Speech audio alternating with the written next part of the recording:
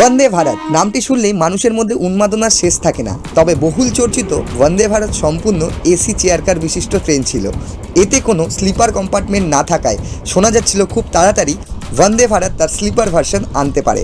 সেই মতো অপেক্ষার অবসান এবং অবসান ঘটিয়ে আসতে চলেছে বহুল চর্চিত বন্দে সাধারণ, যার ইতিমধ্যে নাম পরিবর্তন করে রাখা হয়েছে অমৃত ভারত এক্সপ্রেস। দীর্ঘ অপেক্ষার অবসান ঘটিয়ে আগামী 30শে ডিসেম্বর ভারতের প্রথম বন্দে সাধারণ বা অমৃত ভারত এক্সপ্রেস চালু হতে চলেছে এবং ভারতের দুটি রুটে এই প্রথম বন্দে সাধারণ বা অমৃত ভারত এক্সপ্রেস চালু হতে চলেছে 30শে ডিসেম্বর 2023 এবং প্রথমটি পাচ্ছে বিহার রাজ্য এবং দ্বিতীয়টি পাচ্ছে আমাদের রাজ্য অর্থাৎ বাংলা। এবং এই অমৃত ভারত এক্সপ্রেসটি বিহারের দ্বারভাঙ্গা হয়ে অযোধ্যা হয়ে চলে যাবে নিউ দিল্লি, আর বাংলায় প্রচলিত এই বন্দে সাধারণ বা অমৃত ভারত এক্সপ্রেসটি মালদা টাউন থেকে ব্যাঙ্গালোর পর্যন্ত চলা শুরু করতে চলেছে, ব্যাঙ্গালোরের কর্ণাটক অবধি।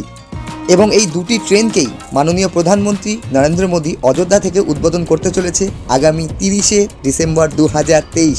এছাড়াও একাধিক রুটে এই বন্দে সাধারণ বা অমৃত ভারত এক্সপ্রেসের ট্রায়াল রান চলছে।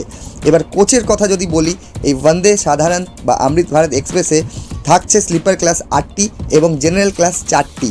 ইঞ্জিনের কথা যদি বলি আর লোকোমোটিভের কথা যদি বলি তাহলে এটা WAP5 এবং 6000 হর্স পাওয়ারের সাথে রয়েছে।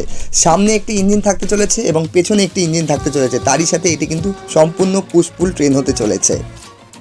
রেলওয়ে বোর্ড মনে করছে বন্দে সাধারণ যাত্রীদের সুবিধার্থেই চালু করা হচ্ছে। এতে সাধারণ যাত্রীদের সুবিধাই হবে, কারণ নন এসি হওয়ায় এর ভাড়াটাও কিছুটা কম হতে চলেছে এবং এই ট্রেন ভারতীয় রেলওয়েতে গতি আনতে চলেছে এবং গতি বৃদ্ধি করতে চলেছে। ইতিমধ্যেই বন্দে সাধারণকে নিয়ে মানুষের উন্মাদনার শেষ নেই, তুঙ্গে রয়েছে এই উন্মাদনা।